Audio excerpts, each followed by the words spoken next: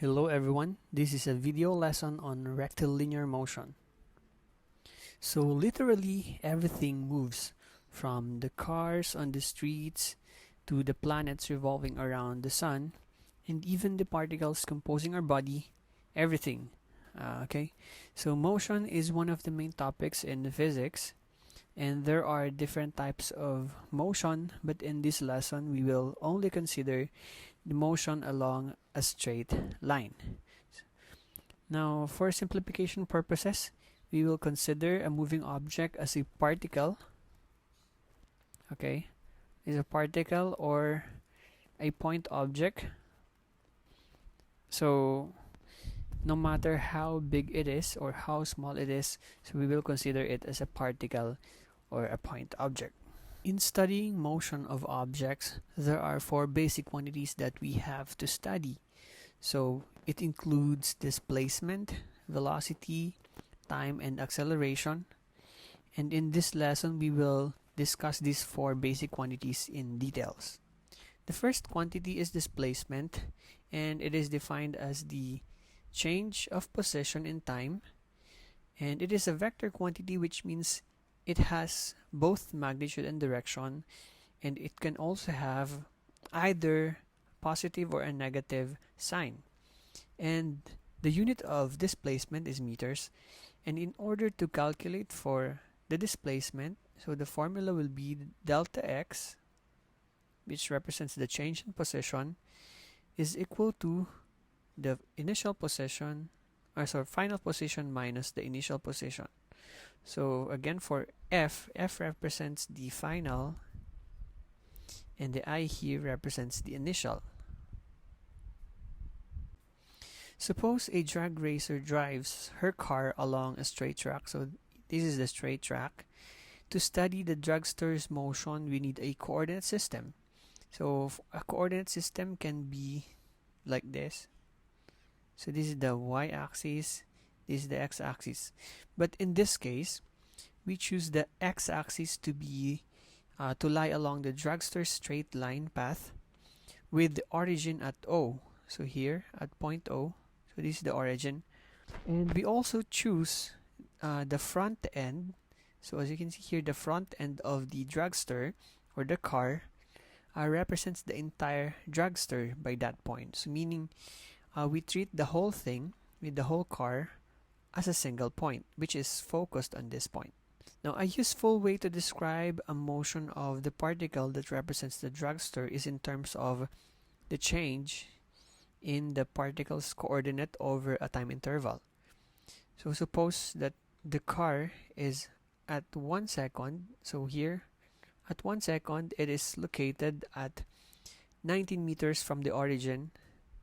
And 4 seconds after that, so here, these 4 seconds, the particle or the car is at point 277 meters from the origin.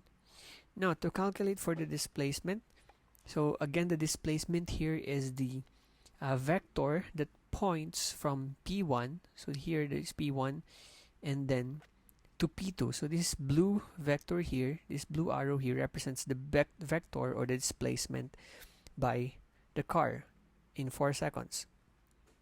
Now the component of the displacement is the change in the value of x.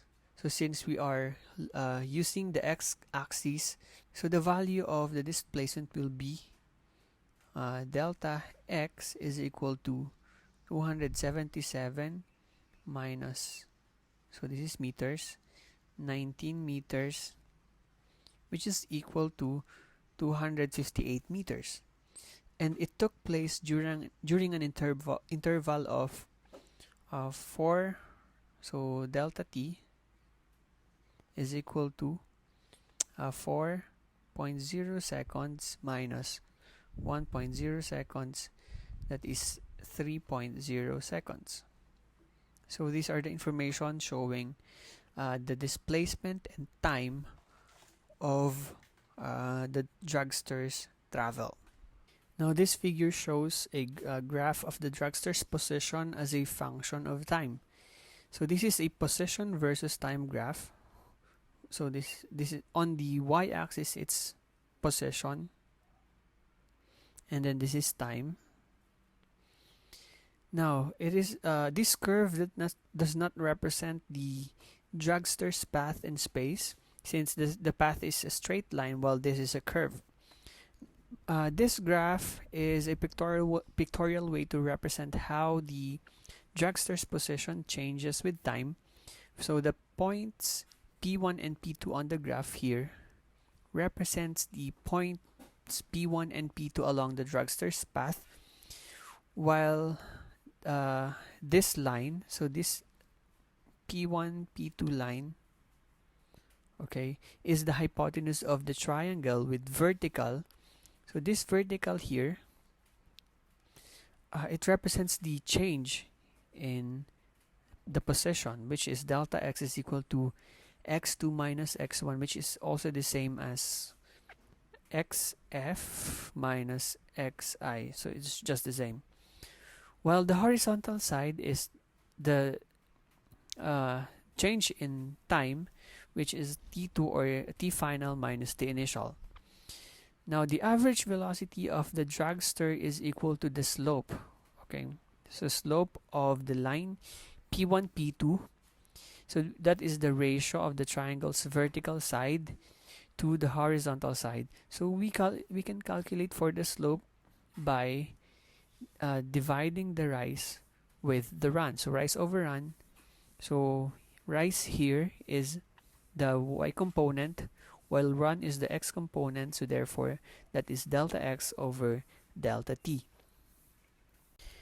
Now this time I will differentiate displacement from distance. So displacement is defined as the shortest distance between two points, while distance is the total length of path followed by a particle. So there are instances that displacement is not equal to this distance. Now, for example, in this situation, so this table 2.1 shows the position of the car at various times. So at position A, so it is located at 30 meters, while on B, 52 meters, and so on. This is the graph that represents this table. Now, to calculate the displacement, okay, so from A to B, okay, we calculate delta x, which is equal to xb minus xa. So again, this is the displacement from xb, or from xa to xb. So this is equal to, okay, 52 meters. So since we have this, and then minus 30 meters, which is equal to 22 meters. So meaning from 22 to 20, from A to B, the displacement is 22 meters. Now from A to C, we calculate delta x. Now we have xc minus xa. So again, note that the displacement, we are only concerned with the final and the initial position of the particle. We are not concerned with the total length covered by the particle. So xc here will be 38 meters minus 30 meters, so which means the displacement from A to C will be 8 meters. Now, what will be the distance? Okay, here we are going to calculate for the distance. So from A to B, we get d, or the distance, which is equal to the absolute value of xb minus xa. So note that there's absolute value since it should always be positive since it's distance. So distance is a scalar quantity. So therefore it will become 52 meters minus 30 meters, which is also equal to 22 meters. But when we calculate the distance from A to B, so A to C,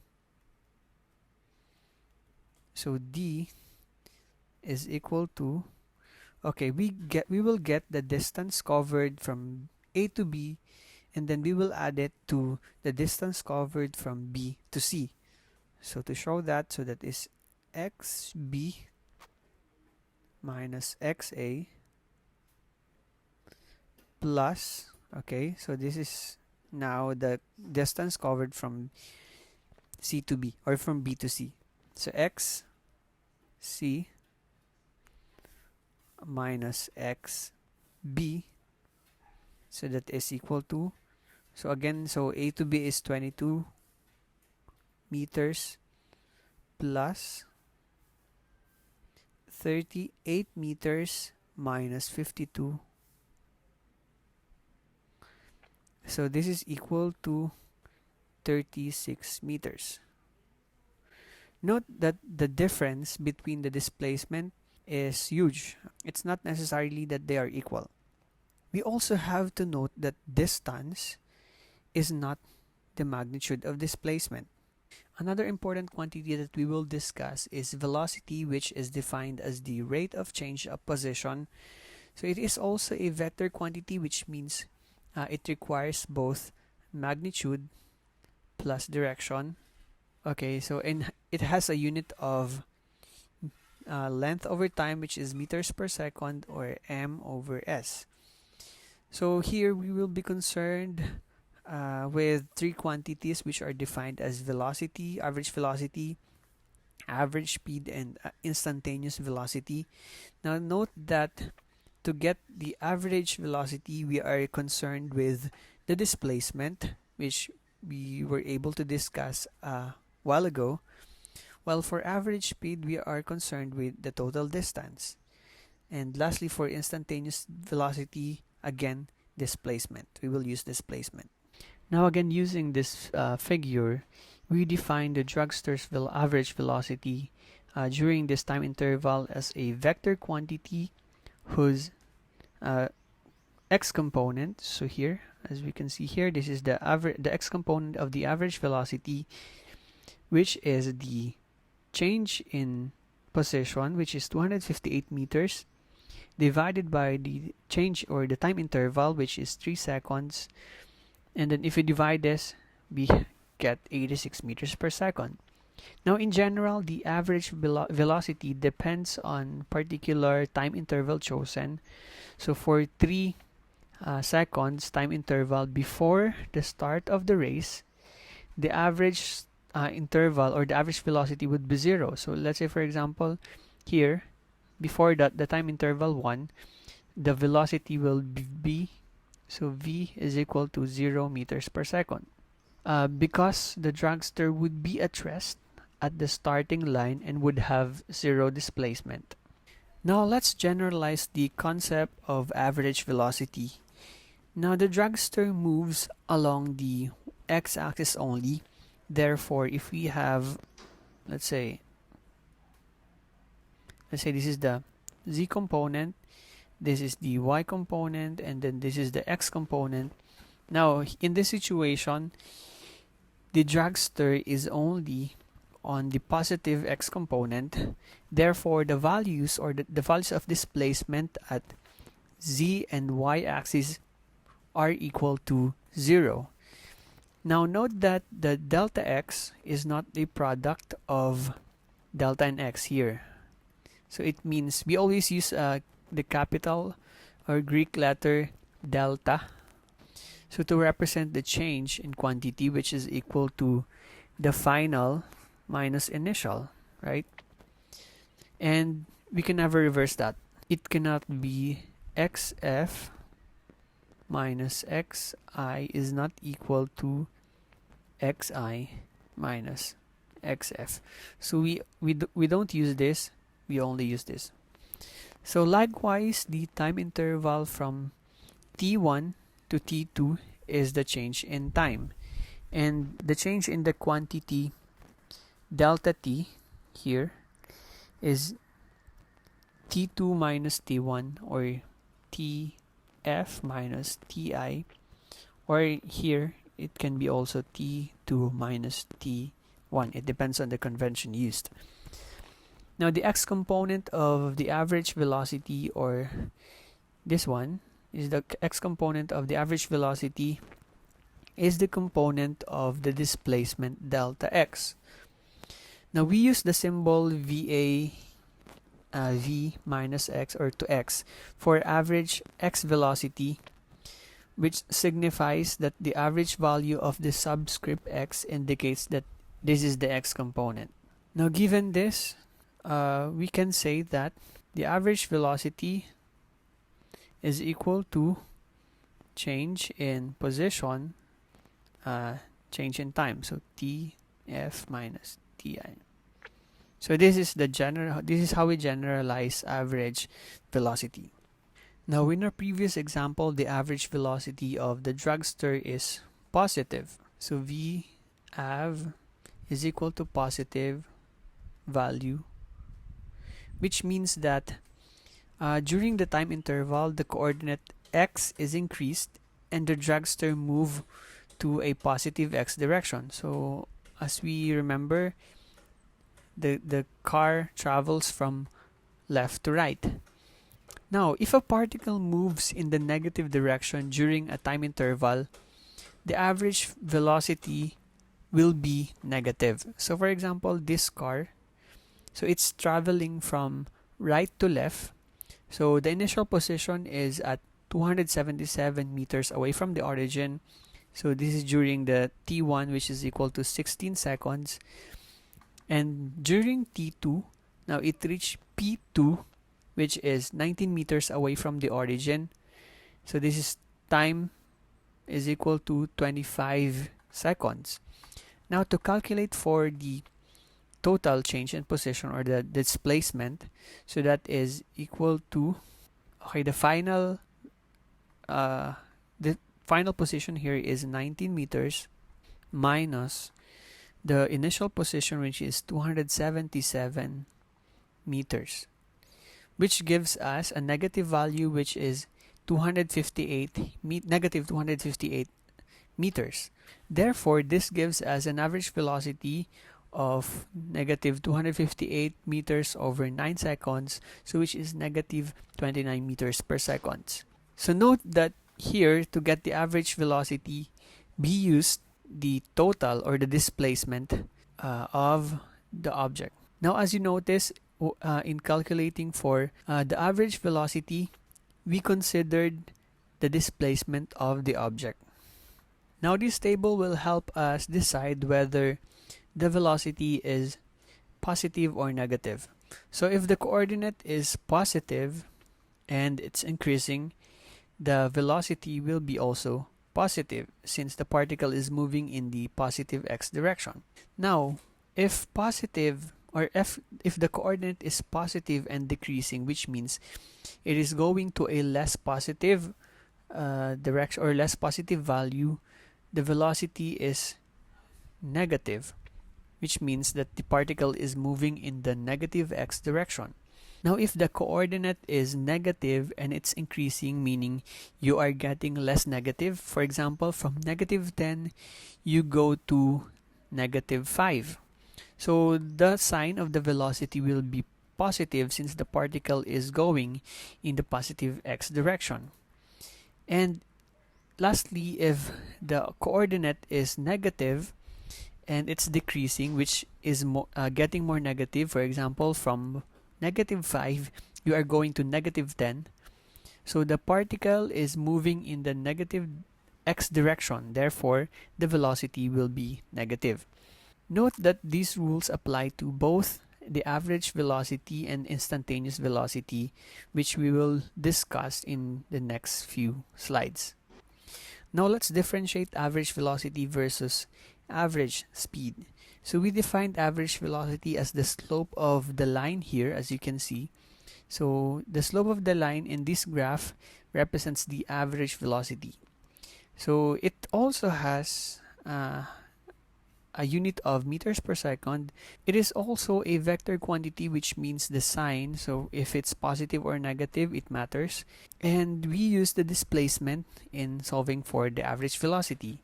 While for average speed, so we use the total distance in solving for the average speed. Similarly, it also has a unit of meters per second, but this time we don't have any direction, so average speed is always positive. Now let me give you this problem that shows the difference between average velocity and average speed. Cesar Shallow set a world record in 2009 by swimming 100 meters in 46.91 seconds. What is his average speed and average velocity? Now to calculate the average speed, so S is equal to D over T, which is equal to 100 meters divided by 46.91 seconds. That will give us a value of 2.13 meters per second. So this is the average speed of Cesar Shallow. However, because he swam 2 lengths in 50-meter pool, so let's say for example this is the pool with a length of 50 meters. So for example, he jumped from this point, then swam here, and then he also ended at this point. So therefore, the total displacement is 0. This also gives us an average velocity that is equal to 0. Therefore, we can say that average speed is not the magnitude of average velocity. Sometimes the average velocity is all you need to know about a particle's motion. So for example, a race along a straight line is a competition to see whose average velocity has the greatest magnitude. However, average velocity of a particle during a certain time interval cannot tell us how fast or in what direction the particle was moving at any given time during the time interval. So to do this, we need to know the instantaneous velocity, so here, of the velocity or the velocity at a specific time or a specific point along a path. Note that the word instant here has somewhat different from the definition in physics than in everyday language. So you might use the phrase, "it lasted just an instant," to refer to something that lasted for a very short time interval. But in physics, an instant has no duration at all. So it refers to a single value of time. Now, instantaneous velocity, like average velocity, is also a vector quantity. It also has a unit of meters per second. Now, to find the instantaneous velocity of a dragster here at point P1, so we have to move the point P2 closer and closer to point P1. So let's say for example here, I will put it very close to P2 or P1. And then from there, we will compute the average velocity over this very, very short displacement and very, very short time interval. Now, since both the delta x and delta t are very small, but their ratio does not necessarily become small.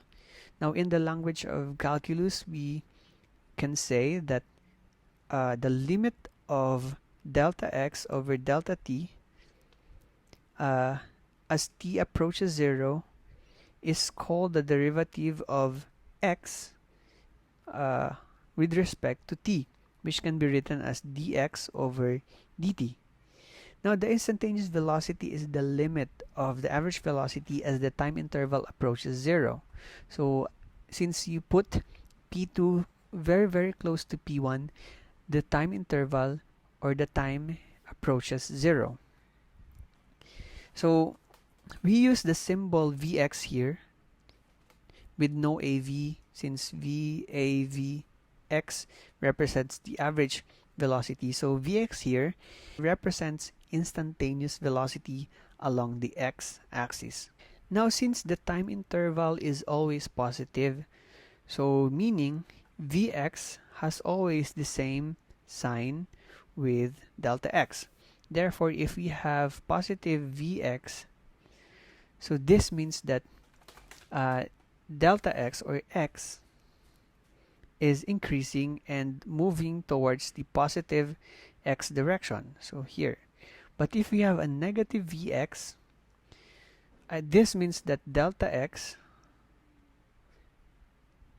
is moving towards the negative direction, or it is decreasing. So a body can have positive and negative Vx, or the reverse.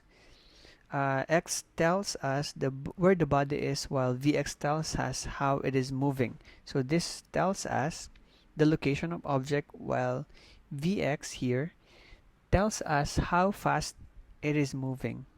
Now the rules that I shared previously to determine the sign of average velocity also applies to the sign of instantaneous velocity Vx. Now we differentiate instantaneous speed and instantaneous velocity. Now the terms velocity and speed are used interchangeably in everyday language, but they have distinct definitions in physics. And we use the term speed to denote distance traveled divided by time, or their average or instantaneous basis. Now instantaneous speed, for which we use the symbol v with no subscript, measures how fast the particle is moving, while instantaneous velocity with a subscript x measures how fast and in what direction an object is moving. So instantaneous speed is the magnitude of the instantaneous velocity, and so this can never be negative. So for example, a particle with instantaneous velocity Vx is equal to 25 meters per second, and a second particle with Vx is equal to negative 25 meters per second. They are moving in opposite directions at the same instantaneous speed. Okay, so this may be moving, going towards to the right, and then this may be moving towards the left.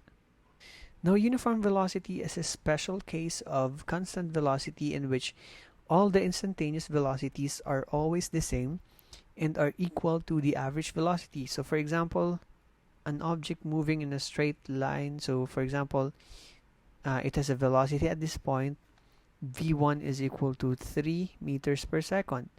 At v2, it also has 3 meters per second, and at v3, it has 3 meters per second. So the average speed here, or average velocity, is equal to 3 meters per second. So as you notice, all the instantaneous velocities are the same with, or are equal, and are the same with the average velocity.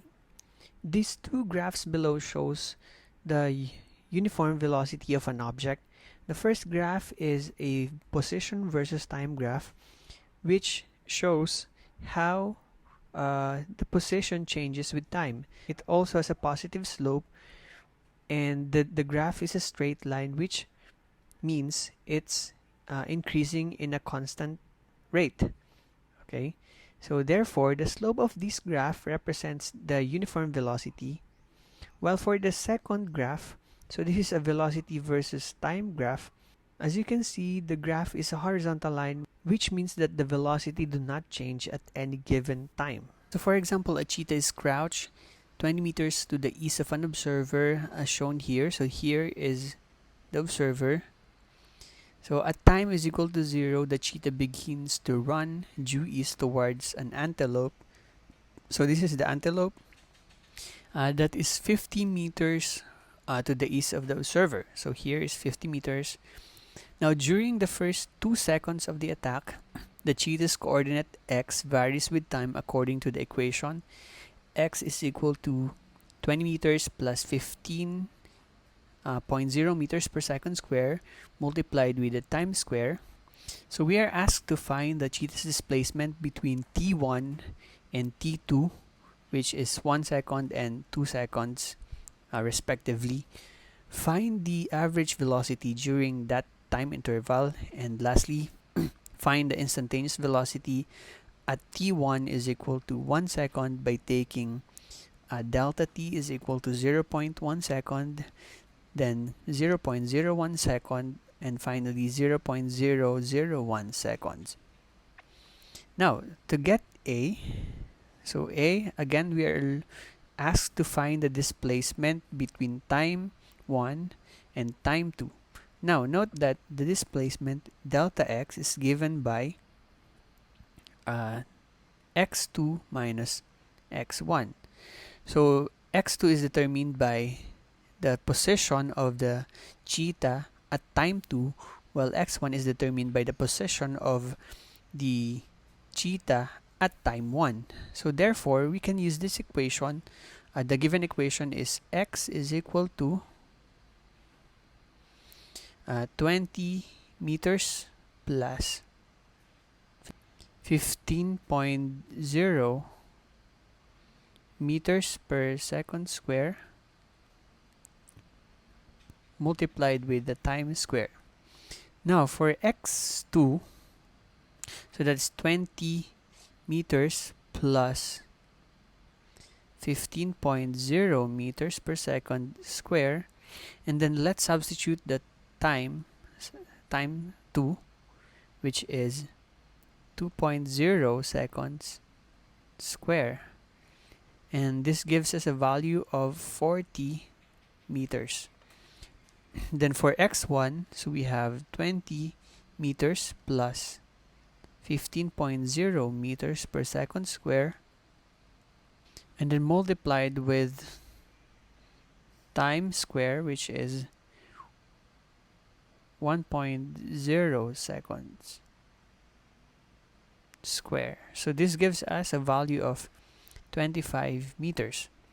Now again, to get the displacement, so that is change in x is equal to, so 40 meters minus 25 meters, so that gives us 15 meters. So the displacement is 25 meters positive, since it's going to the positive x direction. Now second is we're asked for the average velocity during the time interval. So again, average velocity is given by v avx is equal to x2 minus x1 over t2 minus t1.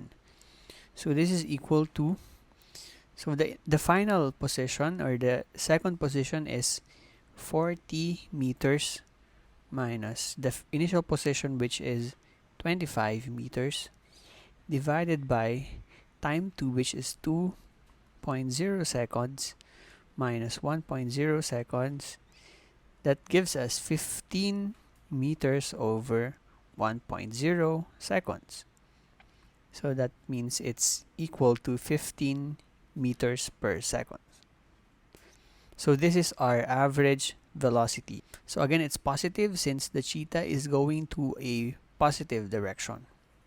We are asked to get the instantaneous velocity at t1 is equal to 1.0 seconds by taking delta t is equal to 0.1 and then 0.01 and then 0.001 second. Now to do that, we know that the average velocity, again we will use the average velocity here.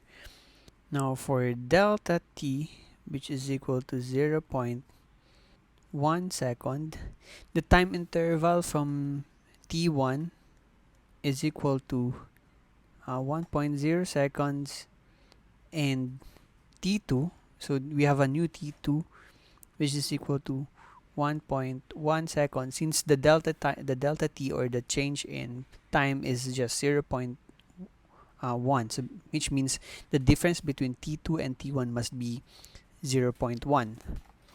So at T2, the position is, so x2 is equal to 2 meters plus 5.0 meters square, and then 1.1 second square. This is equal to 26.05.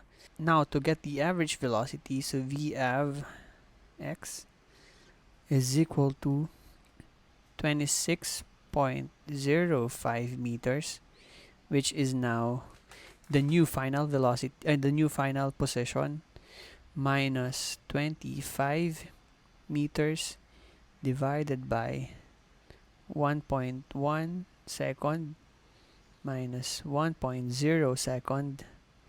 So this is equal to 10.5 meters per second.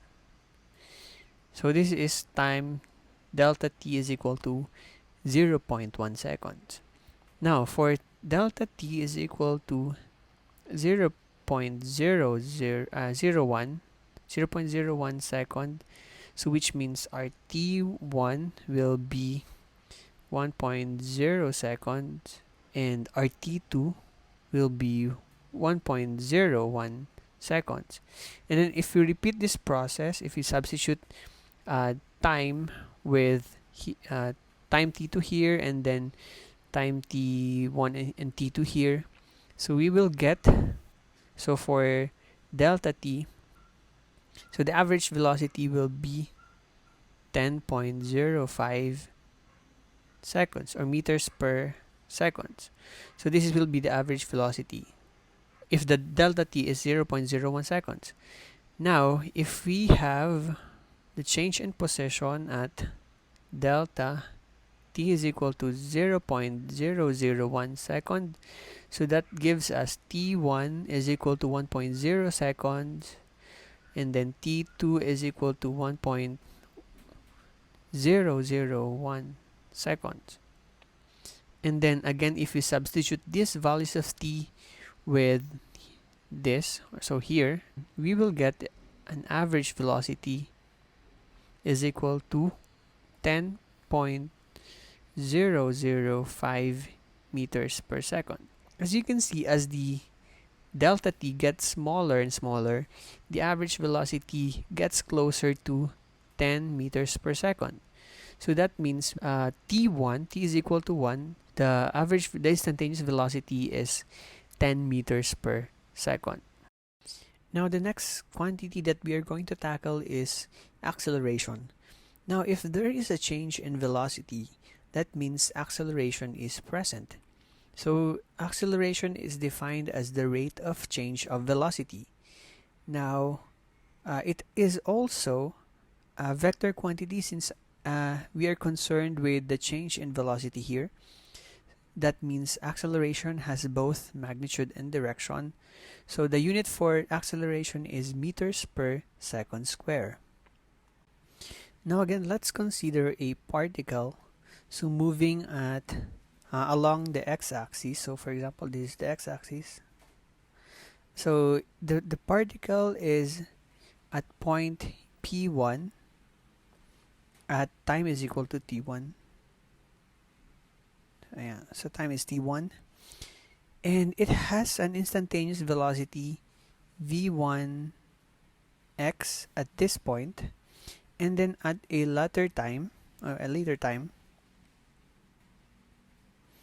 it is at point p2. So here, so this is point p2, so which is time 2, and it has a velocity of v2x at this point.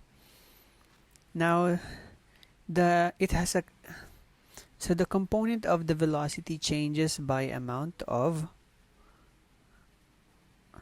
delta vx is equal to v2x minus v1x, and the time interval delta t is given by t2 minus t1.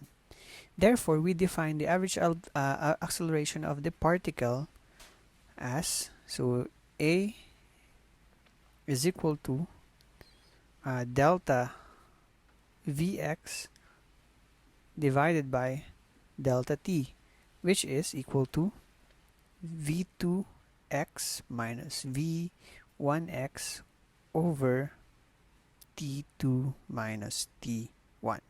So this is how we define the average acceleration of an object or a particle. If we have a velocity versus time graph, the average acceleration is the slope of the line connecting the initial and final velocities on the velocity versus time graph. So here, the line connecting P and Q, and then if we get the slope of the line connecting connecting P and Q, that would be the acceleration of this graph. Now let's talk about the connection between instantaneous acceleration and uniform acceleration. Now, instantaneous acceleration is the limit of the average acceleration as it approaches, or as the time interval approaches zero. So in the language of calculus, the instantaneous acceleration is equal to the derivative of the velocity with time. Now, note that if the x component of the acceleration vector, or the instantaneous x acceleration, is in a straight line motion, all other components of this vector, such as the y and z components, will be zero. So from now on, we use the term acceleration when we always mean instantaneous acceleration and not the average acceleration. Now, when the instantaneous accelerations are always the same, the acceleration will be uniform, and the instantaneous acceleration will be equal to the average accelerations. So, for example, an object moves from P1 with an acceleration of, or an instantaneous acceleration of 10 meters per second square, and then it reached P2 at a certain time interval with an acceleration of 10 meters per second square, and it also reached P3 with an acceleration of 10 meters per second square. We can say that this is uniform acceleration, since all the instantaneous accelerations are all the same. And if we have an average acceleration of 10 meters per second square, we notice that the instantaneous accelerations, all the instantaneous accelerations, are all equal to the average acceleration. This time, let's discuss the relationship between acceleration and velocity. Now, if we have a positive velocity and a positive acceleration, velocity and acceleration are on the same direction. Now, the acceleration is, in this case, the acceleration is uniform, which is represented by arrows that are equal in length. So the blue arrows maintain the same length. The velocity is increasing, which is represented by the red arrows which are getting longer. Now, so this is for positive acceleration. For zero acceleration, there will be uniform velocity, which is shown by the red arrows with the same size, and we don't have an arrow for acceleration since acceleration is equal to zero. While if the velocity is positive and acceleration is negative, the acceleration and velocity are in the opposite direction. So v here is moving to the right, while the acceleration is moving or pointed towards the left. So this means that the velocity is decreasing, okay, while the acceleration is uniform, which maintains its length but is directed towards the negative direction. So for in this case, this is decreasing velocity, which is represented by the red arrows. So this is an example. Suppose the v velocity or the x velocity of or vx of the car at any time is given by the equation vx is equal to 60 meters per second plus 0.50 meters over second cube multiplied with the square of t.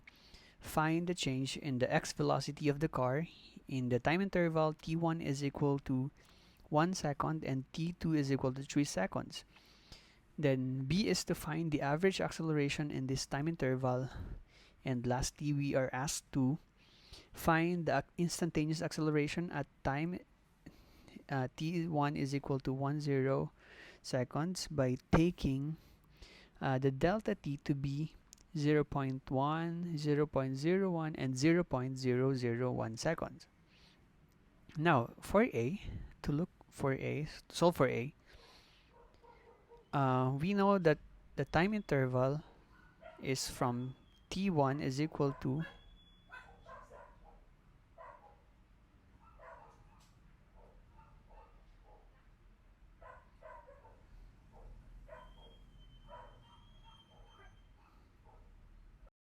solve for A, we know that the time interval from t1, which is 1.0 second, and time 2 is equal to 3.0 seconds. Now, to get the delta v, or to the change in the velocity, it is equal to v2x minus v1x. So we have to calculate v2x and v1x. And to do that, we can use the equation vx is equal to 60 meters per second plus 0.5 or 0.50 meters per second cube times t square. Now let's substitute the values of time to this equation.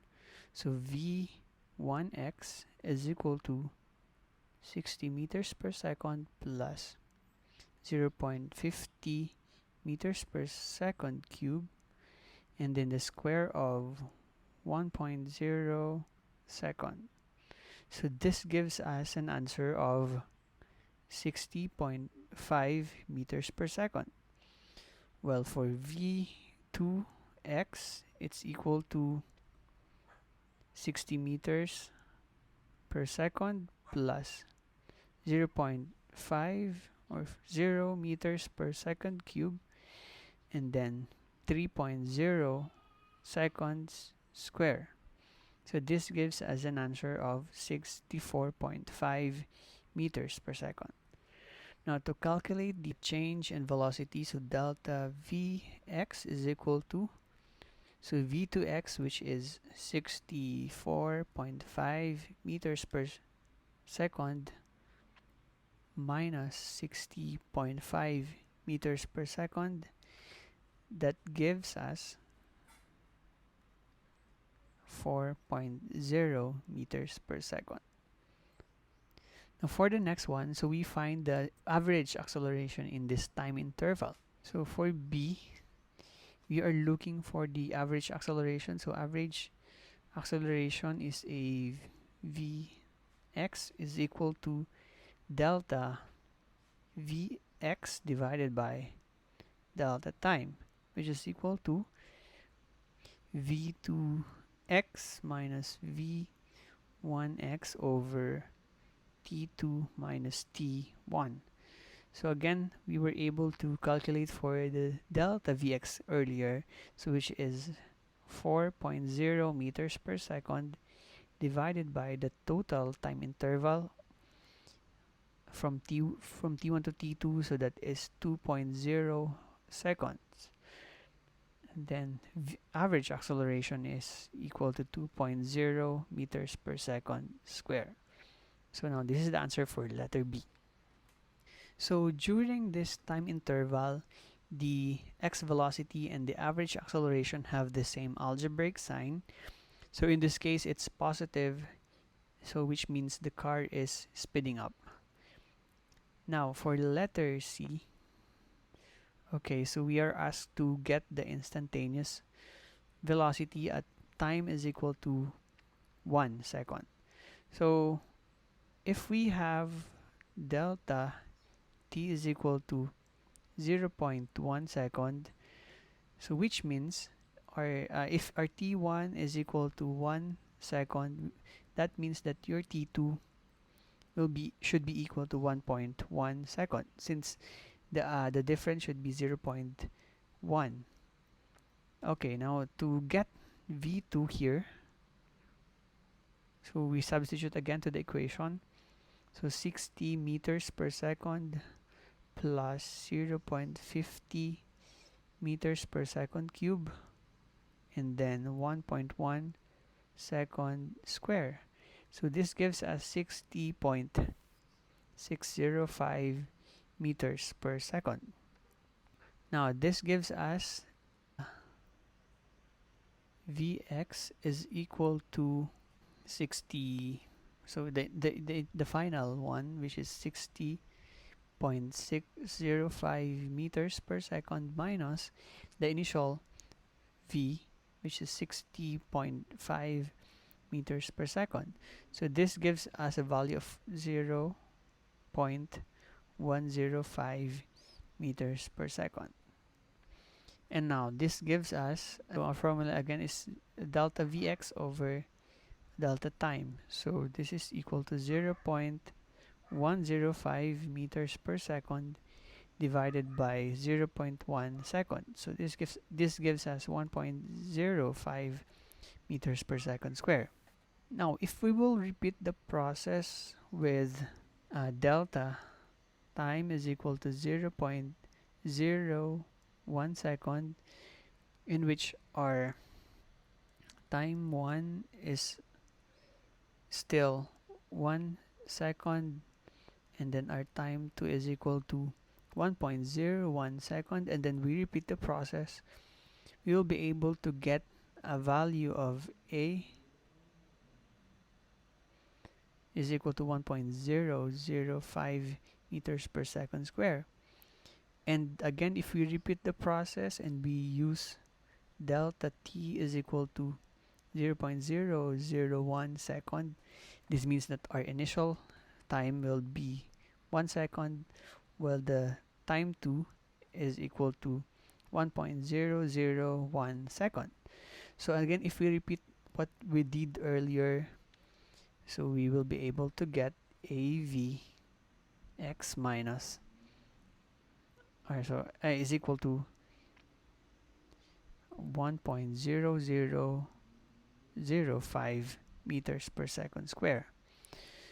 So this means that as delta t gets smaller, the average acceleration gets closer to 1.0 meters per second square. Now the simplest kind of accelerated motion is a straight line motion with a constant acceleration. Now in this case, the velocity changes at the same rate throughout the motion. So this figure shows a motion graph showing the position, velocity, and acceleration of a particle moving with a constant acceleration.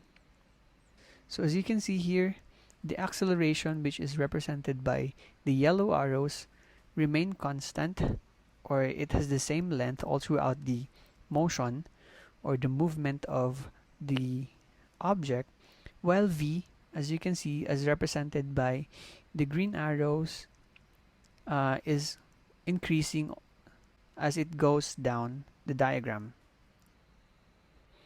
Now for a motion with a uniform acceleration, we can use these kinematic equations, which we are going to derive in a while. Now for a uniform acceleration, the acceleration is constant, and it is represented by these three graphs. So for the first graph, this is a position versus time graph. So as you can see here, the slope of this curve is increasing, so which means that the position is increasing at certain or continuously increasing through time or as the time increases. While for the velocity here, so as you can see, there is a constant slope, which means that the velocity is increasing at a constant rate, while in this third graph, this is an acceleration versus time graph. It is shown that the slope is 0, which means that the acceleration does not change as the time increases. Now, to derive the first equation, let's consider the following initial conditions. So let's consider that acceleration is constant, so it's represented by a, and v, the initial velocity is v naught, and the initial position is x naught. So let's start with the definition of the average acceleration. So average acceleration is equal to delta v divided by delta t, which is equal to v minus v naught. So v is the final velocity and v naught is the initial velocity, divided by t minus t naught. So this is equal to, okay, v minus v naught is equal to t minus 0, since the initial time is 0. Therefore, we have v minus v naught is equal to time. So this is equal to the acceleration. Now, let's manipulate this variable. Let's isolate v. So v is equal to, so cross multiply here, so and then we move or we transpose v naught to the opposite side, so the opposite side of the equation. So it's positive, so from negative it becomes positive, so v naught, so plus at. So this is our first equation. To derive the second equation, again, we will consider the following initial conditions, and we will start from the definition of the average velocity.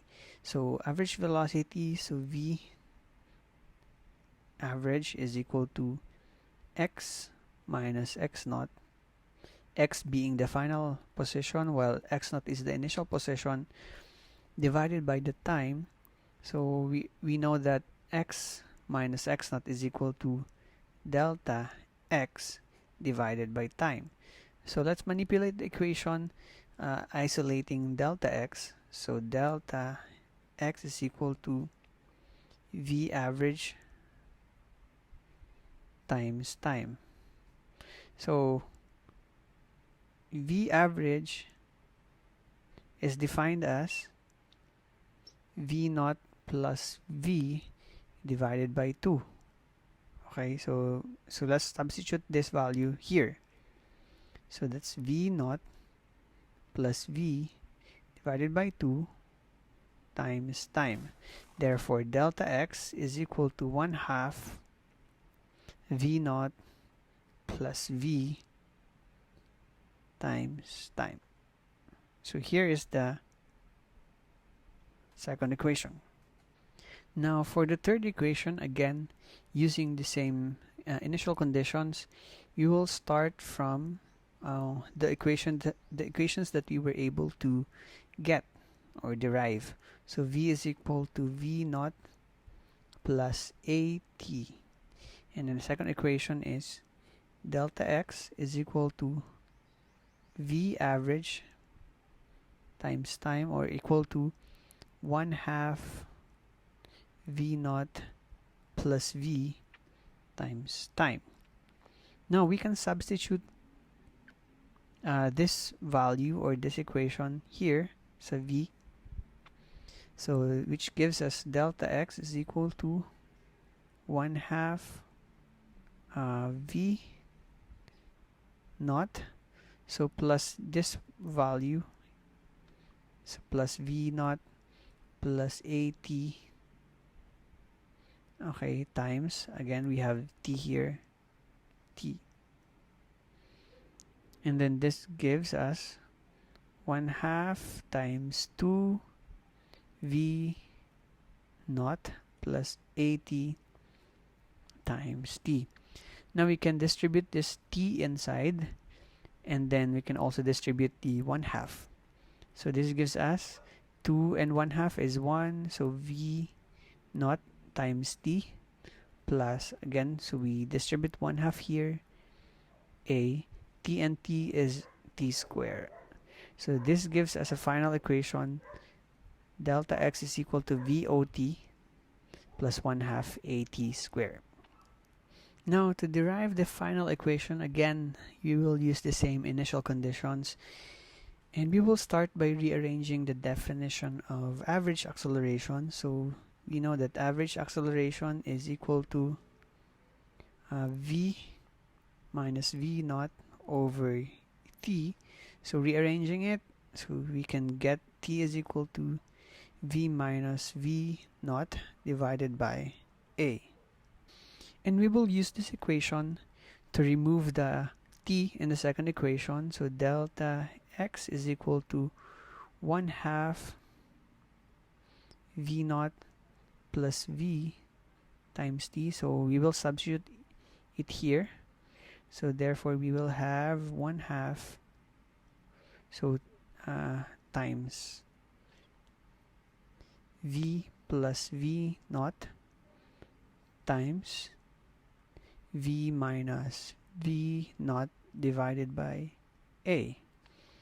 And this will be equal to, so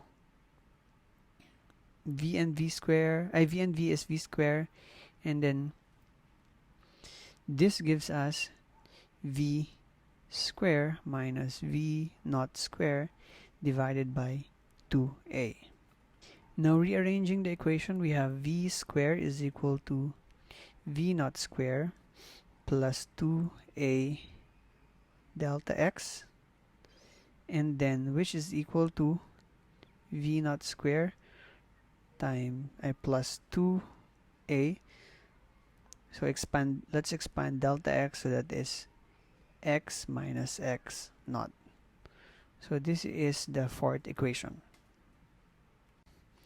Now in solving problems involving uniform accelerated motion, so of course first you have to read the problem, and then next is to draw a diagram in which you are going to choose the coordinate system. You have to label the initial and the final points and indicate the positive direction for velocities and acceleration. So this is an example of a drawing or a diagram.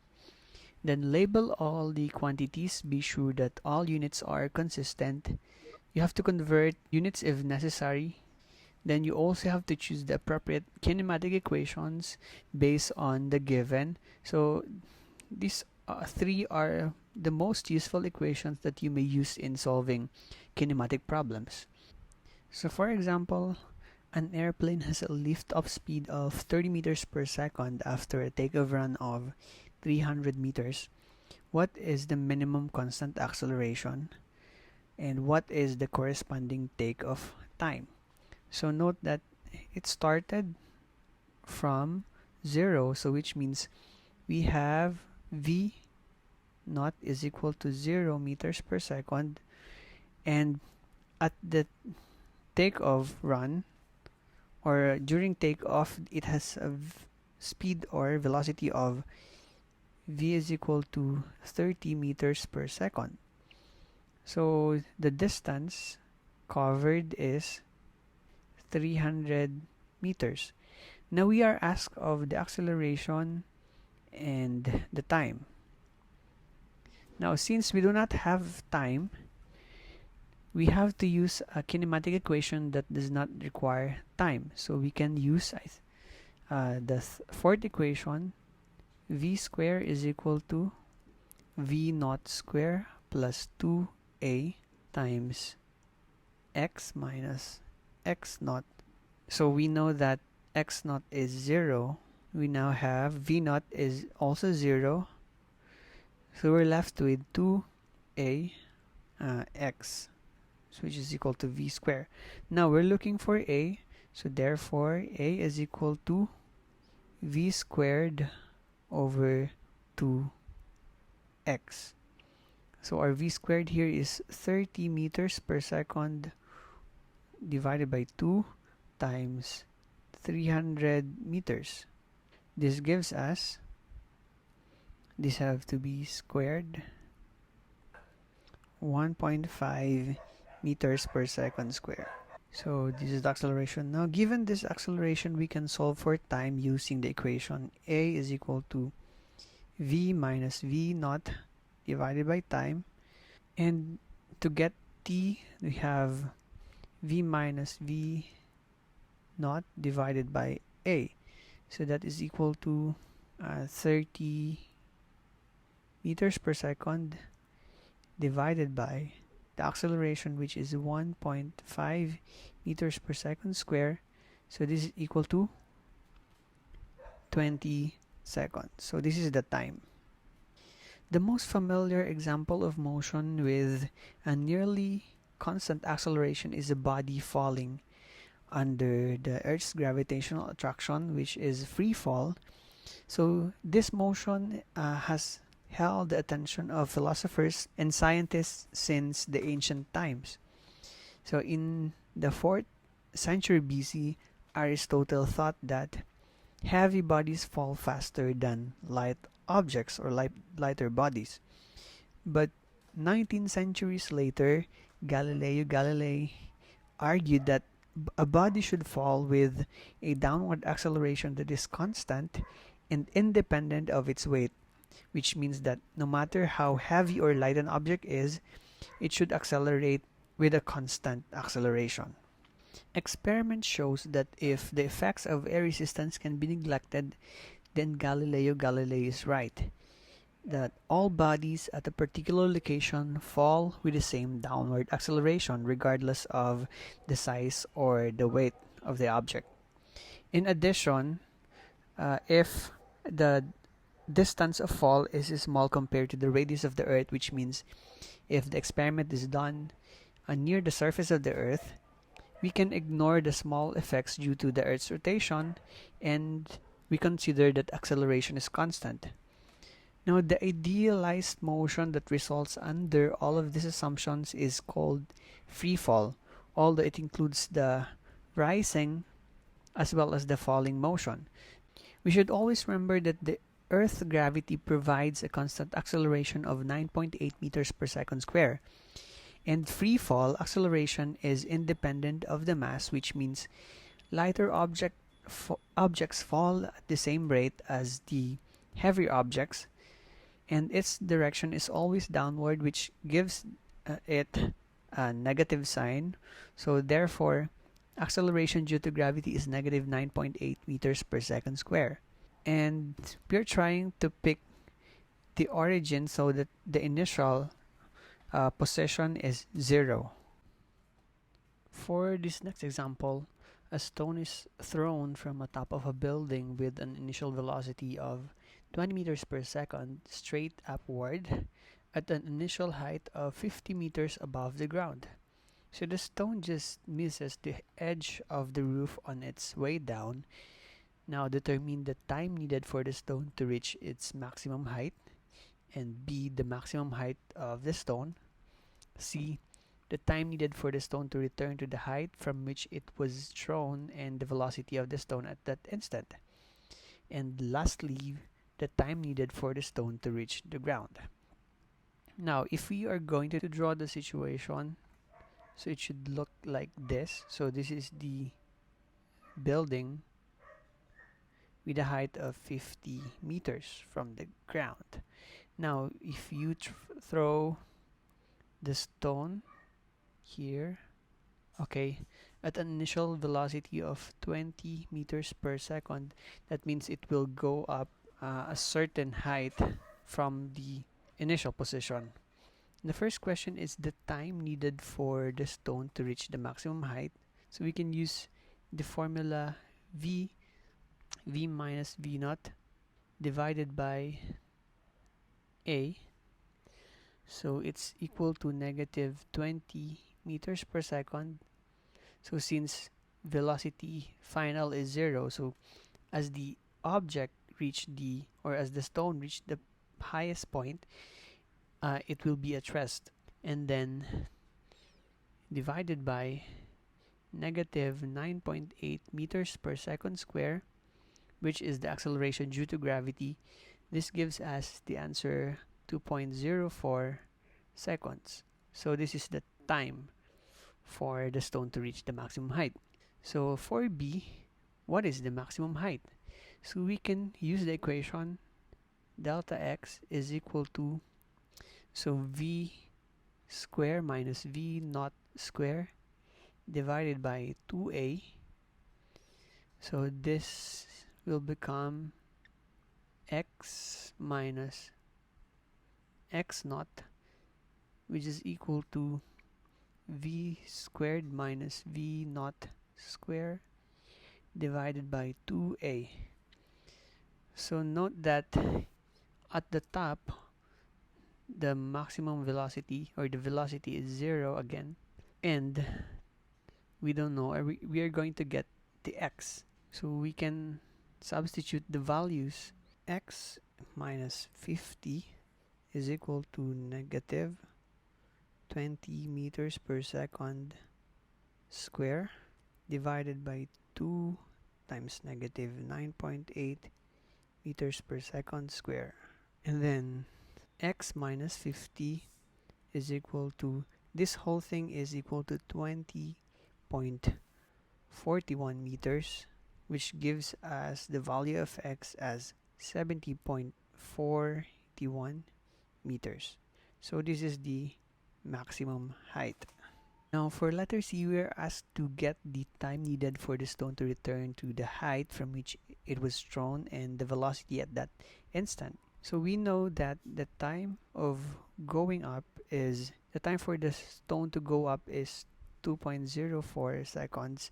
And note that the time of moving upwards is equal to the time going downwards. So which means t down is equal to 2.04 seconds also. And we also know that the initial velocity v naught is equal to 20 meters per second. And note that final velocity is equal to the initial velocity when it returns to the original position. So therefore v is also equal to 20 meters per second.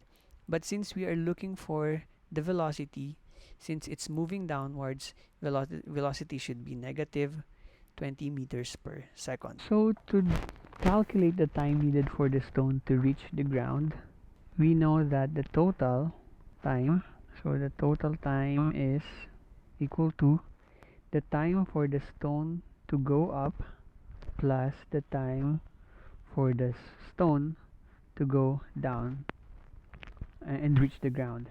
So we already calculated the time of going up, so that is 2.04 seconds.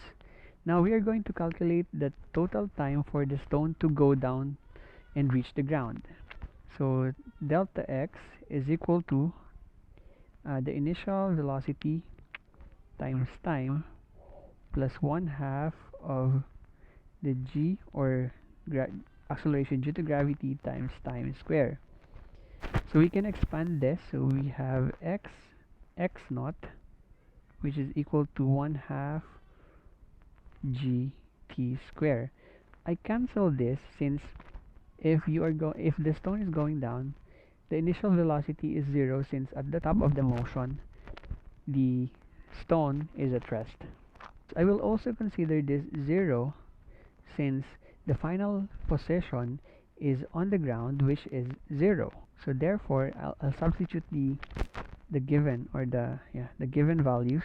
So this is negative 70.4 meters is equal to 1/2 times negative 9.8 meters per second square times the time. So manipulating the equation, time is equal to square root of 2 times 70.4, so let's retain the negative sign here, meters divided by negative 9.8 meters per second square. So this is equal to 3.79 seconds. So meaning t down is equal to 3.79 seconds.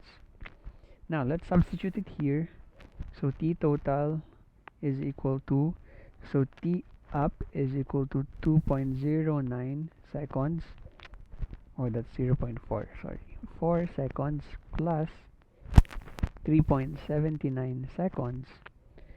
So this is equal to 5.83 seconds. So time total is equal to 5.83 seconds.